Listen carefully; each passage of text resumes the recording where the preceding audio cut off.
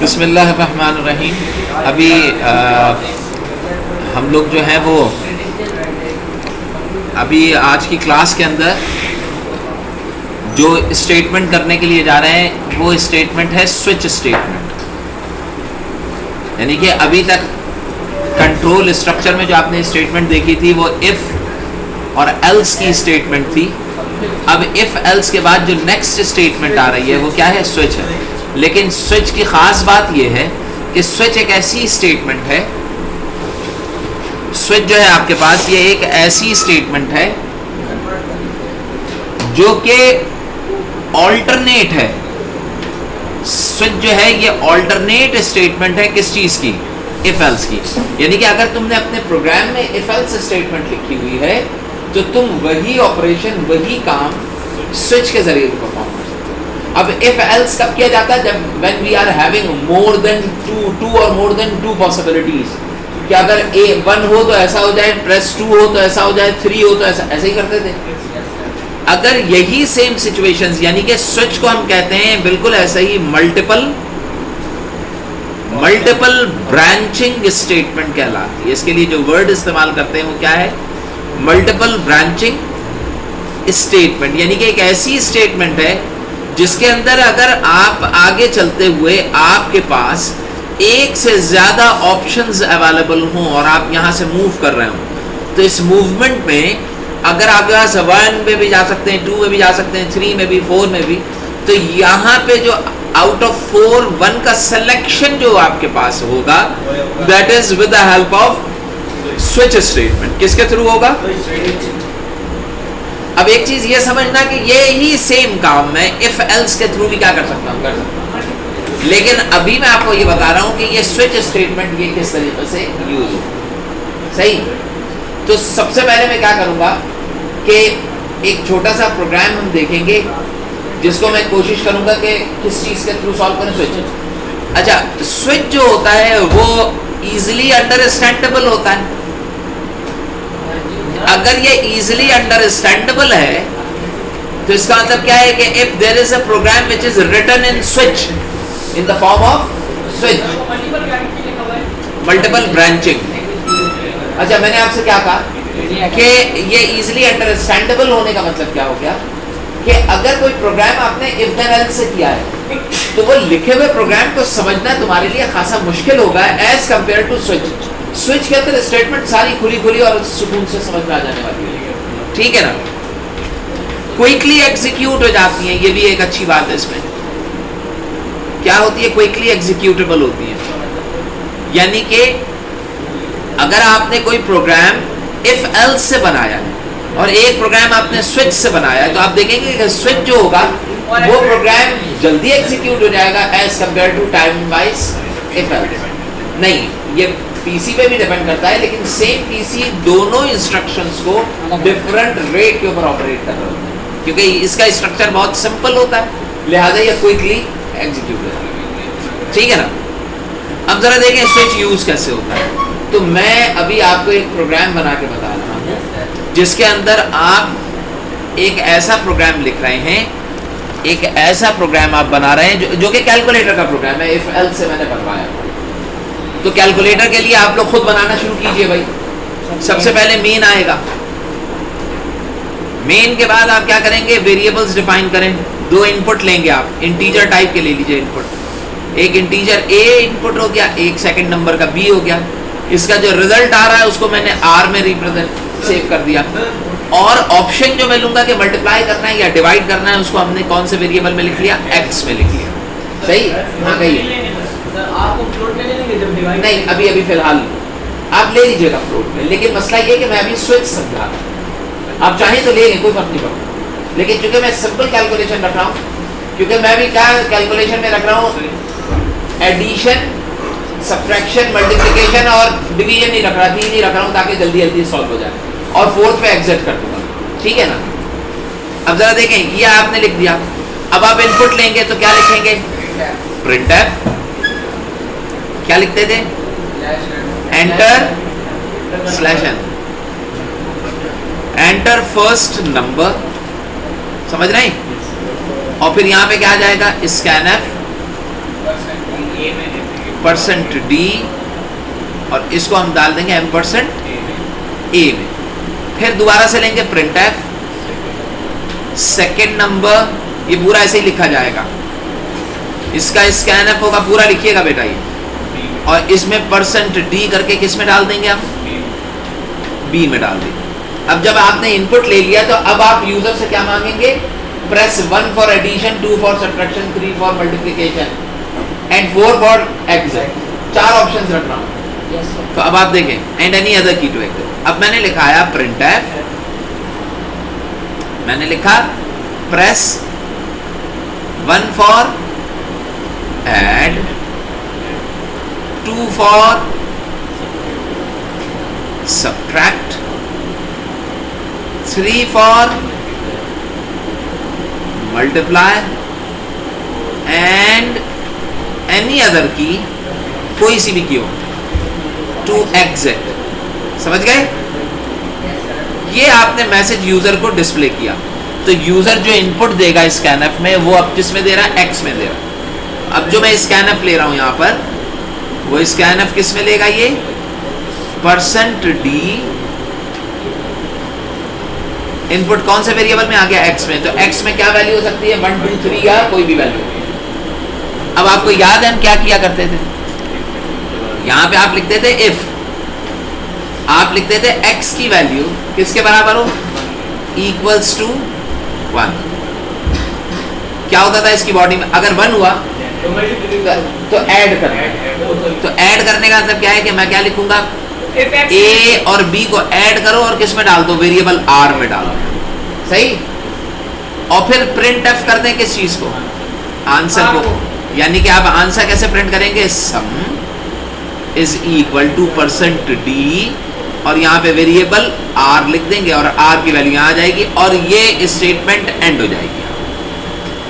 फिर else if लिखते थे, याद है, यहाँ पे आपने लिखा एल्स इफ, अब कंडीशन लिखेंगे x इज इक्वल्स टू 2, यहाँ पे क्या लिखते थे, इसका ब्रैकेट ओपन हुआ, आपने लिखा r is equal to, subtract करेंगे a माइनस बी और फिर क्या लिख लेंगे, प्रिंट एफ। अब सब्ट्रैक्शन लिख रहे हैं तो आप SUB लिख लें, is equal to percent D and r। ऐसा ही था, ऐसा ही था। अगला स्टेप क्या होता था, इसको आपने क्या कर दिया, क्लोज कर दिया। फिर एल्स इफ ऐसा ही होता था। अब एल्स इफ में क्या लिखेंगे, x इज इक्वल टू 3, फिर ये ओपन होता था, ये क्लोज है, आप क्या लिखते थे, r is equal to a multiply by b और print F r is equal to, यानी कि मल्टीप्लाई की जगह MUL लिख लें, is equal to percent D and r। तुम्हें समझ में आ रही बात? और चौथे में हम क्या लिखेंगे, अब लिखेंगे एल्स, वरना अगर कुछ और हो एल्स, तो इसमें क्या आ जाए, थैंक्स आ जाए, प्रिंट एफ थैंक्स आ जाए, यानी कि कोई ऑपरेशन परफॉर्म ना हो, थैंक्स लिखा हुआ है और आप क्या कर जाएं, एग्जिट कर जाएं। ये क्लोज हुआ और ये टॉप वाला क्लोज। अब ये प्रोग्राम बन गया। ये प्रोग्राम 3 तरह के ऑपरेशन परफॉर्म कर रहा होगा। ये प्रोग्राम बनाना आप जानते हैं कि कैसे बनता है, समझ गए? ये बना चुका हूं, बना चुके हैं, ये बना चुके हैं। अब मैं आपको बताने के लिए जा रहा हूं कि अगर यही प्रोग्राम मैंने with the help of switch बनाना हो तो ये बहुत आसानी से बन जाएगा। और इसकी मेथोडोलॉजी क्या होगी, देखे भाई, स्विच एक ऐसी स्टेटमेंट होती है, जैसे इफ के साथ आप एल्स लिखते हैं ना, ऐसे ही स्विच के साथ लिखा जाता है केस। क्या लिखते हैं, केस। स्विच के अंदर क्या करेंगे कि आपके पास ये स्टेटमेंट बिल्कुल सेम एज इट इज होंगी। पहले आप ये डिफाइन करेंगे इंटीजर, फिर प्रिंट एफ लेंगे एंटर फर्स्ट नंबर, फिर एंटर सेकंड नंबर, फिर आप क्या करेंगे, scan F press 1 for 2 for 3 for और x तक वही सेम रिजल्ट आ जाएगा। अब जहां पे आपने इफ लिखा है ना, उस इफ से अब आप स्टार्ट करेंगे क्या चीज, स्विच। तो अब मैं यहां से स्टार्ट कर रहा हूं, समझ रहे, समझ रहे, यहां तक सेम चीज होगी। अब ये जो इफ आ रहा है, इफ की जगह मैं क्या लिखूंगा, स्विच। अब देखिए स्विच स्टार्ट कैसे होता है कि स्विच के साथ हमेशा स्विच का वेरिएबल लिखा जाता है। क्या लिखते हैं, तो बताइए स्विच का वेरिएबल क्या है, जिसमें मैंने ऑप्शन लिया है कि एडिशन है, मल्टीप्लिकेशन, सब्ट्रैक्शन, डिवीजन, कौन से वेरिएबल पे लिया? एक्स देखो भाई, ये प्रोग्राम जो उतरा हुआ था वो मत उतारे, सेकंड टाइम इसको उतारने की अपनी जरूरत नहीं है। आपने क्या करना है सिर्फ और सिर्फ आपने ये जो मैं बता रहा हूँ अभी, जस्ट स्विच हम लिख रहे हैं, जस्ट इसको कंसीडर करें। पिछला प्रोग्राम आप लोग जानते बनाना, उसको छोड़ दें, इसको देखिए और सिर्फ फोकस इसके ऊपर कीजिए। सबसे पहले मैं क्या करूंगा, यहाँ पे लिखूंगा वेरिएबल। तो बताइए यहाँ पर जो ऑप्शनल ऑप्ट वेरिएबल है वो क्या है? एक्स है, तो ये कहलाएगा स्विच वेरिएबल। अभी बताइए एक्स की पॉसिबल वैल्यूज क्या क्या हो सकती थी? 1 हो सकती है, 2 हो सकती है, 3 हो सकती है और एनी अदर वैल्यू, ऐसा ही है। अच्छा, स्विच भी एक ऐसी स्टेटमेंट है जिसकी बॉडी होती है। क्या होती है? तो भाई जब स्विच की बॉडी आ रही है तो देखिए ये स्विच यहाँ से स्टार्ट हुआ है और एंड के ऊपर यहाँ पे जाके स्विच को मैं इसकी बॉडी यहाँ पे क्या कर रहा हूँ? क्लोज कर, एक ही बॉडी होगी। अच्छा, अब ये प्रोग्राम यहाँ पे स्विच की बॉडी क्लोज हुई, यहाँ पे प्रोग्राम की बॉडी क्लोज हो गई। अब जरा देखो भाई, देखे भाई स्विच स्टार्ट कैसे करेंगे। स्विच के अंदर ये जो x मैंने लिखा है, ये वाला x कहाँ गिरा यार? ये वाला x, स्विच के अंदर जो आपने ये x लिया है, हम इन x की वैल्यूज लिखेंगे, यानी कि ये स्टार्ट स्विच किया जाता है केस से। क्या लिखते हैं? केस 1 कॉलन, ये इसके लिखने का मेथड होता है। अब देखो ये इसके लिखने का मतलब क्या हुआ? केस का मतलब क्या है कि फर्स्ट केस ऑफ x, कि if the value of x is equal to क्या? 1। जब ये 1 होगी तो इसका मतलब क्या होगा कि इसके आगे यहाँ पे मैं ब्रैकेट्स बनाऊंगा, इसकी बॉडी बनाऊंगा, और ये बॉडी जो है वो केस 1 के लिए क्या हो जाएगी? रिजर्व हो जाएगी। यानी कि if user selecting option 1 then this body will be execute. अब केस 1 के बाद कौन सा केस हो सकता है? केस 2। तो मैं अब क्या लिखूंगा? मैं यहाँ पे लिखूंगा केस 2 कॉलन। देखिए केस के बाद 2 आएगा, 2 क्या है? वैल्यू ऑफ x है। अभी बताइए वैल्यू ऑफ x अगर मैंने 10, 20, 30, 40, 50 लिखा होता तो मैं यहाँ पे लिखता case 10, case 20, case 30, case 40, case x के अंदर जो वैल्यू आ रही है उस वैल्यू को चेक कर रहा है कि क्या केस, जबकि x की वैल्यू क्या होगी? 1। अगर 10 ली हुई है तो क्या कहोगे? केस 10। अगर 100 ली हुई है तो केस 100। नहीं, मैं ये नहीं बता रहा अभी, मैं जो कह रहा हूँ उसको समझे। अब सेकंड वैल्यू क्या है केस की? केस 2 है। तो अब आप ये बताइए कि केस 2 के लिए आपके पास ब्रैकेट ऑप्शंस यहाँ से स्टार्ट करेंगे और यहाँ पर क्या हो जाएगा? एंड। अब मैं क्या कर रहा हूँ? अब मैं पहला केस लिखने जा रहा हूँ, केस 3, केस 4 भी आ जाएगा। तो चले हम लिख लेते हैं केस 3। यहाँ पे आया केस 3, तुम्हें समझ में आ रही बात? कॉलन, यहाँ पे बॉडी ओपन होगी और इधर जाके बॉडी क्लोज हो जाएगी। अब केस 4 तो नहीं है ना, जब 3 केसेस मुकम्मल हो गए तो चौथी फॉर एनी वैल्यू है ना, उसके लिए केस के बजाय वर्ड यूज किया जाता है, स्मॉल डी से लिखते हैं, डिफॉल्ट। क्या यूज करते हैं? डिफॉल्ट। केस के बजाय मैं क्या लिखूंगा? स्मॉल डी से लिखा है, ये सारे स्मॉल लेटर्स हैं, और यहाँ पे कॉलन बनेगा और ये डिफॉल्ट का ब्रैकेट है, ये ब्रैकेट ओपन होगा और यहीं पे ये यहाँ पे क्लोज कर लो, तुम इधर इधर क्लोज कर लो, ये ओपन हुआ, ये इधर क्लोज हो गया, समझ रहे हो? ये इसका दरमियान वाला हिस्सा होगा, जहाँ पे लिखूंगा। अब जरा देखिए भाई, अब केस 1 की बॉडी लिखेंगे। स्विच में केस 1 की बॉडी जब मैं लिखने के लिए जाऊंगा तो मुझे केस 1 का मतलब क्या है? यूजर क्या करना चाह रहा है? ऐड। तो मैं क्या केस 1 में लिखूंगा? a plus B is equal to, ऐसा ही है, r, ये लिखा पहले। उसके बाद मैं लिखूंगा printf, अगली स्टेटमेंट, समझ रहे हैं? ये वाली स्टेटमेंट यहां पर भी लिखी जा सकती थी केस 1 के नीचे, कोई फर्क नहीं पड़ता। ये ब्रैकेट नीचे भी लाया जा सकता था, कोई फर्क नहीं पड़ता। printf क्या लिखते थे हम? ऐड, समझ में आ रही बात? इज इक्वल टू %d, ये क्लोज हुआ और r लिखा और ये क्लोज। इसके लिए ये याद रखिएगा, सुने भाई, कि इस हर केस की लास्ट स्टेटमेंट होगी ब्रेक। ये लिखना लाजमी है, नहीं वरना आपके पास रिजल्ट सही नहीं आएगा। हर केस का ब्रेक होगा, डिफॉल्ट के ब्रेक बनाने की जरूरत नहीं है, समझे? तो अब आप ये बताइए, ये ब्रेक हो गया। अब केस 2 किसके लिए? एडिशन सब्ट्रैक्शन के लिए। तो r is equal to a minus B, फिर क्या लिखूंगा मैं? printf क्या था भाई? Subtract subtract is equal to percent D R ये, और फिर क्या लिखूंगा मैं? ब्रेक। ठीक है भाई, ये ब्रेक लिखना लाजमी। केस 3 में भी ऐसे ही लिखिए है, हाँ प्रिंटफ के लिए स्लैशर है। इसके लिए क्या लिखेंगे? R is equals to, break का बी बड़ा होगा, नहीं नहीं सबको छोटा। भाई देखिए याद रखिएगा कि ये लैंग्वेज ऐसी है जिसमें लेटर्स इनिशियली सारे छोटे हैं। अगर बी बड़ा ब्रेक के लिए बना रहे हैं तो वो ब्रेक जो है वो फिर बाइनरी के लिए यूज होता है, वो डिफरेंट हो जाएगा। अच्छा, a मल्टीप्लाई बाय b, फिर मैं क्या लिखूंगा? प्रिंटफ क्या आएगा? सर आएगा MUL multiply is equal to percent D और ये वेरिएबल r, और यहाँ पर भी क्या आ जाएगा? ब्रेक। और डिफॉल्ट के अंदर बताइए, if user press any other की, अगर r की कोई भी वैल्यू हो तो मैं कहाँ पे पहुंचूंगा? डिफॉल्ट पे पहुंचूंगा। और डिफॉल्ट के ऊपर मैंने एग्जिट नोट क्या लिखा है? प्रिंटफ क्या थैंक्स लिखा है, तो मैं यहाँ पे क्या लिख दूंगा? थैंक्स। डिफॉल्ट, ठीक है, डिफॉल्ट कंप्लीट हो गया। अब ये वाला ब्रैकेट क्लोज हुआ है आपके पास स्विच का, और ये आपके प्रोग्राम का। अब जब ये प्रोग्राम एग्जीक्यूट करेगा तो ये बिल्कुल वैसे ही रिजल्ट देगा जो राइट वाला दे रहा है। अब जरा सुनो, सुने सुने बेटा, देखिए यूजर ने प्रेस किया क्या? 3। यूजर क्या प्रेस कर रहा है? तो बताइए एक्स में क्या आया? 3। इसने केस 1 चेक किया? नहीं है। फिर ये किस पे आ जाएगा? 2 चेक किया? नहीं है। अब किस पे आएगा? 3 पे।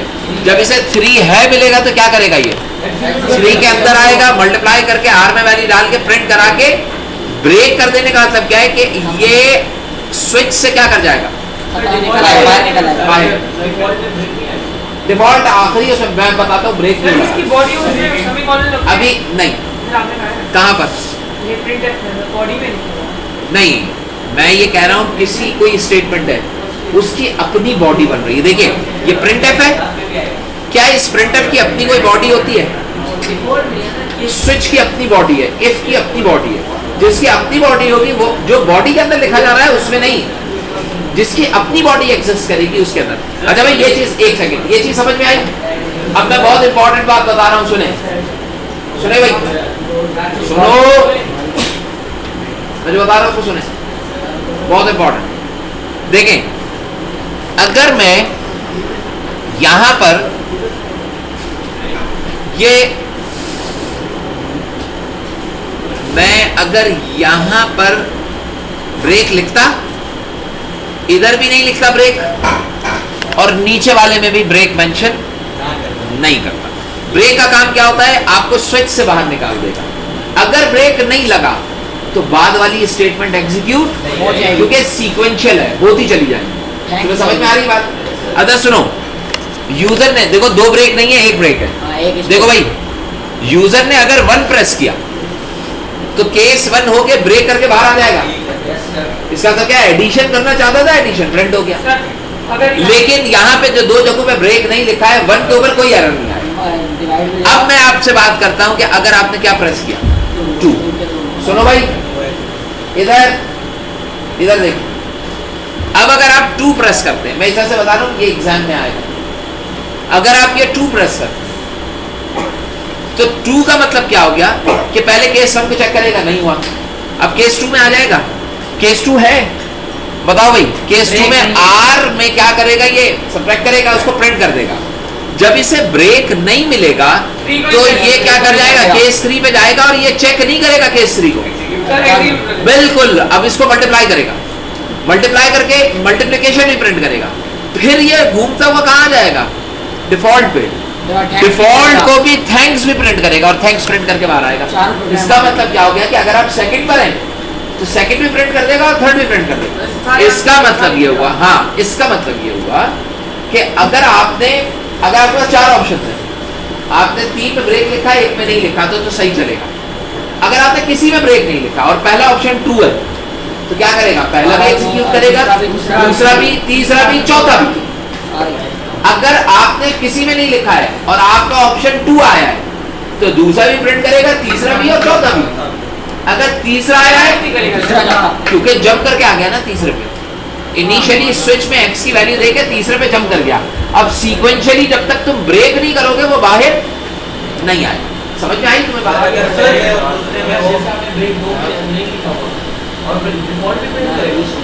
डिफॉल्ट भी प्रिंट कर दो, सब कुछ यानी कि उसके बाद की जितनी स्टेटमेंट है, क्योंकि ब्रेक क्या करती है आपको स्विच से बाहर निकाल देती है। क्योंकि मैंने क्या करना है, 4 ऑप्शन है, अगर एक एग्जीक्यूट हो गया है तो मुझे अंदर बैठना चाहिए? अब नहीं ना, मुझे बाहर आ जाना चाहिए। तो इसका मतलब क्या है कि ब्रेक अगर 4 ऑप्शन है और एक डिफॉल्ट है तो तीनों में ब्रेक्स लगाना जरूरी है। अच्छा एक सेकंड यहाँ तक बात समझ में आई? मैं अभी आप क्वेश्चन लेता हूँ। एक और इम्पोर्टेंट चीज जो कि बहुत ही अहम है वो ये है कि ये जो तुमने x लिखा है ना, ये वाला x वेरिएबल जो स्विच में डाल रहे हो, अभी इसकी डाटा टाइप इंटीजर है ना? देखिए इसकी डाटा टाइप इंटीजर भी हो सकती है और कैरेक्टर भी हो सकती है, लेकिन इसकी डाटा टाइप फ्लोट नहीं हो सकती। फ्लोट ऐसा से नहीं हो सकती कि अगर मैंने 2.5 इसको इनपुट दे दिया, क्या दे दिया? 2.5। जब मैं किसी वेरिएबल पे 2.5 डालता हूं ना तो उस वेरिएबल के आगे पॉइंट के बाद इनफाइनाइट डिजिट्स, तकरीबन 1000 सब डिजिट्स होते हैं। आपको वो 2.5 लग रहा है लेकिन वो लिखा कैसा है? 2.5 0 0 0 0 0 0 और आखिर में आगे हो सकता है 69 हो गया। अब जब तुम कंपैरिजन के लिए जाओगे तो कंपैरिजन पॉइंट्स के अंदर में कंप्लीटली नहीं कर पाते। तो इस वजह से फ्लोट जो है वो स्विच के अंदर नहीं होगा, as a switch variable use नहीं होगा। एक बात। दूसरी चीज कि स्विच के अंदर आप यहां पे कोई रिलेशनल ऑपरेटर इस्तेमाल या लॉजिकल ऑपरेटर, मसलन मैं अगर इसके अंदर लिखना चाहूं कि x इज ग्रेटर देन 4, ये नहीं होगा, मैं ये लिख नहीं सकता ना इसमें स्विच में। इसका मतलब क्या है कि ये इसकी लिमिटेशंस है। तो how many limitations are there for switch? There are 2 limitations. पहली लिमिटेशन क्या थी? हाँ, एक लिमिटेशन अगर आप देखते हैं तो लिमिटेशन में पहला क्या है? फर्स्ट आपके पास क्या है कि float can not be used, float इस्तेमाल नहीं। और दूसरा क्या है कि in condition we are not allowed to use logical और रिलेशनल ऑपरेटर्स। नहीं, तो हम करते ही नहीं है। और एंड और नहीं यूज किया जाता है। इसलिए x is greater than, x is less than. हाँ, लेकिन इसका मतलब क्या हो गया कि तुम मुझे एक बात ये बताओ, ये इफ एल्स का प्रोग्राम बना हुआ था? बहुत लंबा है। नहीं, इस प्रोग्राम को समझना मुश्किल है। Yes sir. लेकिन जो राइट साइड का प्रोग्राम बनना है इसकी रीडेबिलिटी आसान है। तो ऐसे ऑप्शन जिसके अंदर मैंने डिस्क्रीट ऑप्शन दो कि प्रेस 1 फॉर 2 फॉर 3 फॉर, ये याद रखें कि उमूमन हर वो प्रोग्राम जिसमें तुम्हारे जहन में आए कि प्रेस 1 फॉर ये, 2 फॉर ये, 3 फॉर। अब मसलन तुम्हारे पास 10 स्टूडेंट आ रहे हैं, हर बच्चा अपनी क्लास बता रहा है, तुम कह दो press 1 for class 1, 2 for class 2, 3 for class 3, 4 for class 4 और अप टू क्लास 10। अब जो हर बॉडी बनेगी उसके अंदर तुम हर क्लास के रिलेटिवली डिफरेंट ऑपरेशंस अप्लाई कर सकते हो। कोई मैसेजेस डिस्प्ले करा सकते हो। तो इसको हम बस एक तक रखेंगे। रुकिएगा एक सेकंड बेटा, एक